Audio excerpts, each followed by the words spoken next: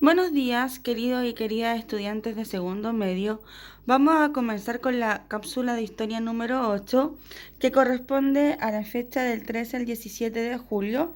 Y el objetivo que nos convoca hoy día es poder reconocer las características de las etapas de la Segunda Guerra Mundial. Es decir, que ustedes identifiquen cuáles son las etapas y qué ocurrió dentro de cada una de ellas. Por lo tanto, comenzamos con un nuevo contenido que corresponde a la Segunda Guerra Mundial. Termina el proceso de ascenso de los totalitarismos y van a ser ellos de cierta forma los que van a provocar el estallido de esta Segunda Guerra, que abarca desde 1939 hasta 1945 y en donde se van a enfrentar las tan conocidas potencias del eje, Alemania, Italia y Japón, versus las potencias aliadas de Inglaterra, Francia, Estados Unidos y la Unión Soviética. Recordar que el eje se forma durante el proceso de ascenso de los sistemas totalitarios, en donde se crea el eje Berlín-Roma-Tokio.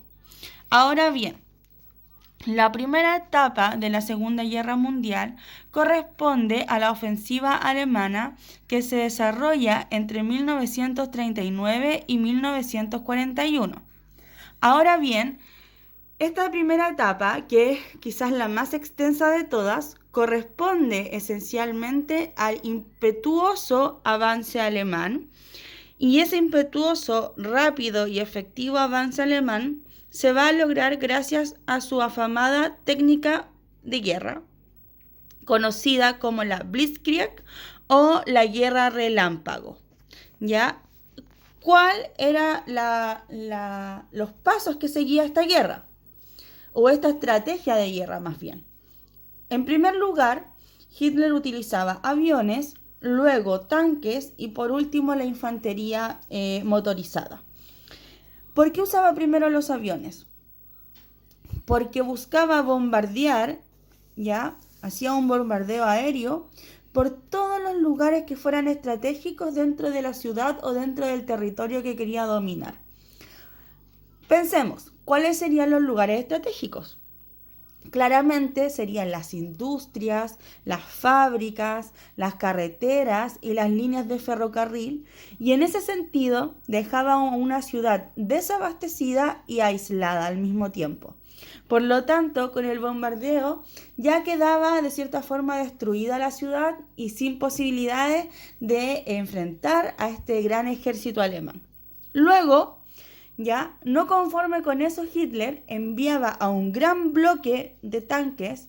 Se habla de que llegaron a ser hasta más de 200 tanques los que entraban en los territorios a dominar e iban con su gran potencia afectando toda la infraestructura que haya quedado un poco de pie con el fin de destruirla por completo. Y por último, detrás de los tanques venía esta infantería motorizada que ingresaba a las ciudades matando o eliminando cualquier obstáculo que quedara en pie. A partir de esto es importante recalcar que hay grandes diferencias entre la Primera y la Segunda Guerra Mundial. La Primera Guerra Mundial se vivió en un campo de batalla. Estaban las trincheras, era estática, la gente estaba ahí y las ciudades y el mundo urbano siguió funcionando. La Segunda Guerra Mundial es todo lo contrario. La Segunda Guerra Mundial afecta directamente a la población civil, a toda la población civil, porque las personas podían estar en su casa tomando desayuno y de repente llegaba un bombardeo aéreo y destruía todo a su alrededor. Y tenían que salir escapando y arrancando para sobrevivir. Entonces, las ciudades, la infraestructura de la ciudad, de la población civil en la Segunda Guerra Mundial se vio muy afectada y por otro lado también es una guerra muy ofensiva. Es una guerra que se va directo al ataque y que no busca otras formas para mediar. Entonces, comprendiendo la Blitzkrieg, primero aviones que bombardean puntos estratégicos, luego vienen los tanques que aniquilan lo que quedó en pie y por último la infantería motorizada que va a buscar poder eliminar cualquier rastro de problema que quede existiendo en el territorio. Ahora bien, vamos a trabajar esencialmente, vamos a utilizar los mapas para una explicación. Recordar que es esencial en estos contenidos poder estar al lado de un mapa mundi, poder estar, a lo mejor tener estas imágenes. Bueno, en la actividad van a tener que dibujar unos mapas, porque es esencial poder comprenderlo para ver dónde están. ¿Ya? Entonces, la primera etapa, que es la ofensiva alemana, y que gracias a la Blitzkrieg se dominó prácticamente toda Europa, como vamos a ver, comienza en 1939 con la invasión alemana hacia Polonia. ¿Ya? Sin embargo, antes de dicha invasión, Hitler hace un pacto de no agresión con Stalin en la Unión Soviética. Si se dan cuenta, Polonia limita al oeste con Alemania y al este con la Unión Soviética. Entonces, Hitler y Stalin firman el tratado Ribbentrop-Molotov, en donde acusan que no se van a enfrentar en una guerra y que para dar solución a esto se van a dividir Polonia. Entonces, la zona verde que vemos pasa a ser de la Alemania nazi y la zona rosada pasa a ser de la Unión Soviética, quien va a aprovechar este pacto para apoderarse de Lituania, Letonia, Estonia, parte de Finlandia y parte de Rumania. Y de esta forma, tanto Hitler controlaba a Stalin, quien era su mayor oponente, y Stalin quedaba tranquilo con estos nuevos territorios. Ahora bien, luego Hitler invade Polonia y en 2 semanas se apodera de todo el territorio. Por eso se habla de una guerra relámpago, porque es extremadamente rápido el avance. Y de inmediato comienza en abril de 1940 a atacar la zona septentrional con la intención de controlar el acceso al Báltico, ¿ya? O sea, se apodera de Polonia y se va a la zona de Dinamarca y Noruega, ¿ya? Y ahí tenemos el mar Báltico. ¿Por qué era importante este territorio? Porque Suecia, que a pesar de que se mantiene neutral dentro de la guerra, era una de las mayores productoras de hierro, y Hitler necesitaba el hierro sueco para la industria alemana. ¿De dónde sale el hierro sueco? De los puertos de Noruega hacia Dinamarca. Por lo tanto, Hitler rápidamente se apodera de Dinamarca y de Noruega para adquirir el hierro sueco. Y luego de eso, Hitler toma una decisión importante, que es irse hacia Francia, hacia uno de los grandes, que ya le había declarado la guerra. Entonces, ¿cómo lo hace? Hitler comienza en mayo de 1940 con los Países Bajos, que es Holanda, y Bélgica, ¿ya? Y cuando Hitler se apodera de Holanda y Bélgica, Francia claramente sabía que iba a venir contra él y se prepara. Sin embargo, Francia nunca pensó que iba a entrar por la zona de Luxemburgo, ¿ya? Porque ahí está el bosque de las Ardenas. Entonces, era imposible que los tanques pasaran un bosque. Entonces, esa parte la dejó totalmente desprotegida y ¡pam! Creámoslo. El desarrollo tecnológico en esta guerra es impresionante y Hitler sí logra pasar por ese territorio. Y ya el 14 de junio, París, ya la capital francesa, era ocupada por la Alemania nazi. En este sentido, en cerca de un mes y medio, Hitler se apoderó de Holanda, Bélgica y Francia. Y Francia va a quedar dividido en la zona verde que nosotros vemos, que es París, el oeste y el centro. Ya toda esa zona va a quedar dominada por la Alemania nazi, y esta parte que está en blanquito va a ser la Francia de Vichy, que va a mantenerse neutral, pero igual va a tener que seguir las decisiones de Hitler. Entonces Hitler está muy confiado de su poder, porque ya se ha apoderado en muy poco tiempo de Polonia, Noruega, Dinamarca, Holanda, Bélgica y Francia. Entonces decide ya ir al Reino Unido, que es esta isla acá, Inglaterra. Y sin embargo, esta batalla se dice que fue su primera derrota, que fue el inicio del fin de Hitler y de la Alemania nazi, ya que en primer lugar duró un año la batalla, partió en junio de 1940 y terminó en junio de 1941, y Hitler cambió su estrategia de guerra, y ese quizá es uno de sus mayores problemas, porque no fue capaz de mantener el modelo que había creado de Blitzkrieg, y cuando rompe ese modelo pierde o no logra el objetivo, más bien. ¿Qué ocurre aquí?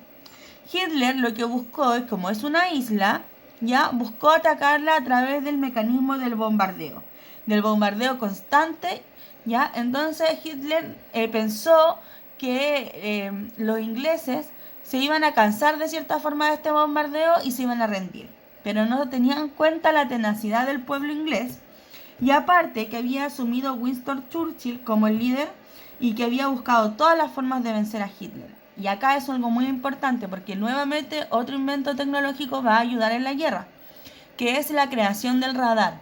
Y con la creación del radar, los alemanes fueron capaces de... los ingleses fueron capaces de poder ver dónde venían los aviones alemanes y poder enfrentarlos directamente. Por ello, es necesario que Hitler busque otro mecanismo de guerra, pero no lo logra y decide retirarse de Inglaterra. Se frustra bastante porque si bien no pierde, porque Hitler no va a perder territorio ni nada, pero tampoco gana ni vence a los ingleses. Y por eso, como Italia ingresó a la guerra, se van a ir hacia el Mediterráneo, y comienza acá la guerra en el Mediterráneo, que es este mar que lo hemos estudiado durante muchos años y que en principal habla de la búsqueda de Italia de apoderarse del norte de África, que no se ve bien en el mapa, ¿ya? Y en el norte de África principalmente quiere llegar al Egipto a través de Libia, ¿ya? Lamentablemente Mussolini no tuvo buenos resultados en la Segunda Guerra Mundial y se enfrenta a los ingleses también y pierde, no logra llegar a Egipto, se va hacia Túnez retrocediendo, y eso enoja mucho a Hitler porque ya habían perdido, ya no había logrado apoderarse del Reino Unido, e Italia no había logrado Egipto, entonces estaba habiendo un retroceso en la guerra, y va a ser fundamental que va a adquirir nuevos aliados la Alemania nazi. Ya Eslovaquia, Hungría, Rumania y Bulgaria se van a volver aliados de Alemania nazi, y ya que perdió con el Reino Unido y que Italia perdió en Egipto, va a avanzar y se va a apoderar de Yugoslavia, de parte de Grecia y de la isla de Creta. Y ahí, de cierta forma, Hitler va a volver a sentir que tiene el control de la guerra. Y la última gran batalla, o comienzo de esta gran batalla, es la invasión nazi a Rusia. Al inicio dijimos que Hitler y Stalin hicieron un pacto de no agresión, pero todos sabían que ese pacto en algún momento se iba a acabar. Y claramente fue cuando ya la Alemania no encontró más territorio que controlar y se lanza contra el gran soviético. Alemania movilizó a más de 3 millones de soldados hacia Rusia, teniendo en claro que tenía que atacar Rusia antes de que llegara el invierno, ¿ya? Por lo tanto, hizo una avanzada muy rápida, y en 1941 había llegado hasta el norte de Leningrado, había llegado muy cerca de Moscú, llegó a estar a 100 metros de Moscú, y por el sur había llegado a Crimea y Ucrania. Lamentablemente no alcanzó a vencer antes del invierno, y eso cambió totalmente la estrategia de guerra, que vamos a ver más adelante cómo eso va a provocar la extinción de la Alemania nazi, porque no contaban con la experticia del pueblo ruso en cuanto al camuflaje en la nieve y a su fuerza, ¿ya? Porque en los primeros meses Hitler mató a los grandes comandantes rusos del Ejército Rojo, pero no sabía lo que era enfrentarse en general al pueblo ruso. Ahora bien, vamos a pasar Ya terminamos con la primera etapa del gran poderío alemán y vamos a pasar a la segunda etapa, que es conocida como la fase mundial, porque ya aquí, dentro de 1942 y 1943, vamos a tener focos de guerra en distintos lados y quizás la más importante va a ser la guerra por el Océano Pacífico.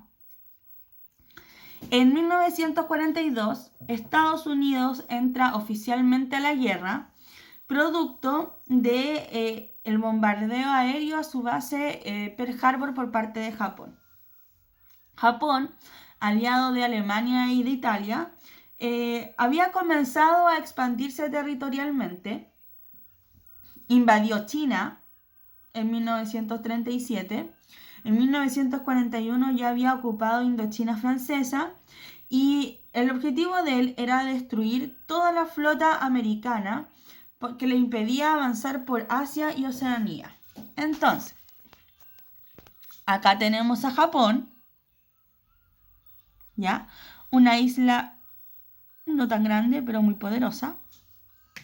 Y tenemos el sudeste asiático, Australia con Oceanía. Y acá, si nosotros avanzáramos, llegaríamos a América. ¿Qué es lo que se disputaban acá? El control del Océano Pacífico y de esta zona, ¿ya? Que es una zona muy importante para el tráfico comercial. Si nosotros nos damos cuenta, las bases aéreas en azul corresponden a la base de los aliados, sería Estados Unidos.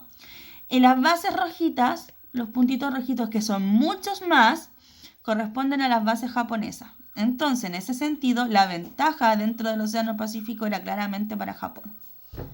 Y esto va a comenzar así, porque al atacar Pearl Harbor, que es una de las bases más importantes de Estados Unidos en una de las islas de Hawái, aniquilarla destroza y queda la moral de Estados Unidos abajo y tienen que buscar la forma de remediarlo, y así va a permitir un avance rápido de Japón. Ahí nosotros nos damos cuenta que la guerra se vive al mismo tiempo en Asia, en África y en Europa. Hasta finales de 1942 las potencias del eje seguían avanzando. Japón había adquirido Birmania, Malaya, Indonesia, Filipinas, Indochina francesa, Nueva Guinea y amenazaba a Australia, es decir, el sudeste asiático y busca de Oceanía. En el bando occidental europeo, Inglaterra seguía luchando contra Alemania. Ahora tenían una guerra submarina en donde los nazis seguían venciendo a la armada inglesa y americana, lo que les perjudicaba porque principalmente atacaban también a naves mercantes que llevaban el alimento. Entonces era muy fundamental porque todos sabemos qué ocurre con el hambre.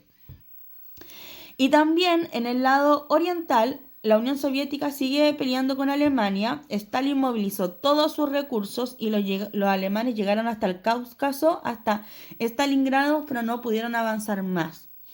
Y Inglaterra va a seguir con Alemania e Italia en el norte de África, pero lamentablemente ya acá se pierde la guerra drásticamente. Y Egipto queda libre y Italia y Alemania deben retroceder de África del Norte. Y comenzamos en 1942-1943 a ver las primeras derrotas del eje.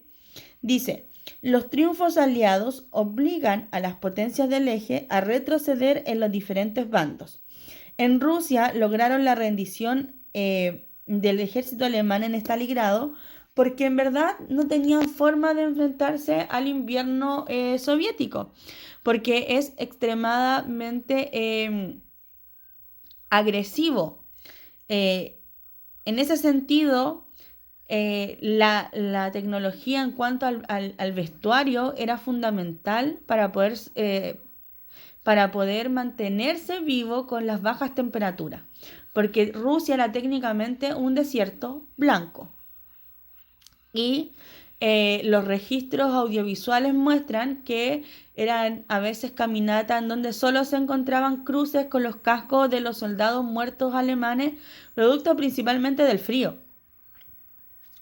En el Pacífico, Japón comienza a perder el control de la guerra y Estados Unidos comienza a ganar a través de la batalla de Guadalcanar y después Mar del Coral, en donde comienza a adquirir un mayor poder y un mayor control dentro del Océano Pacífico.